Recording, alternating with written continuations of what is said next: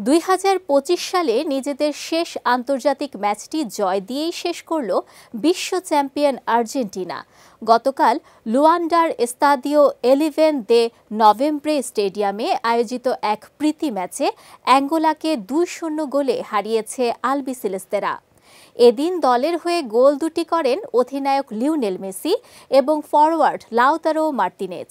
র্যাঙ্কিংয়ে আর্জেন্টিনার তুলনায় 88 ধাপ পিছিয়ে অ্যাঙ্গোলা। তবে শক্তির বিচারে বিশাল পার্থক্য থাকলেও মাঠের লড়াই কিছুটা কঠিনই ছিল।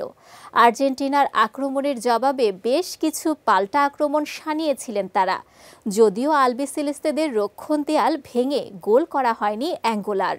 নিয়মিত একাধিক খেলোয়াড়কে ছাড়া মাঠে নামলেও স্কালোনির দল আক্রমণে আধিপত্য বজায় রাখে। প্রথমার্ধে বেশ কিছু সুযোগ হাতছাড়া করার পর 44তম মিনিটে লাউতারোর গোলে এগিয়ে যায় আর্জেন্টিনা।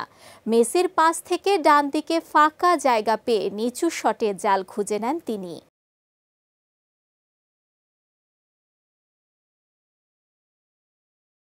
বিরতির পর আক্রমণের ধার আরও বাড়ায় আর্জেন্টিনা।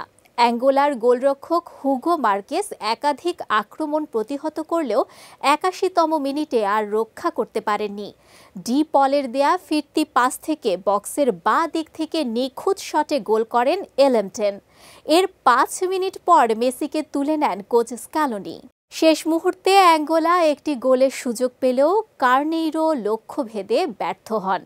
ফলে 2-0 গোলের জয় নিয়েই মাঠ ছাড়ে স্কালোনির শিষ্যরা। এদিকে 2025 সালে এটি আর্জেন্টিনার শেষ ম্যাচ। আগামী মার্চে ফিনালিসিমায় স্পেনের মুখোমুখি হবে দলটি।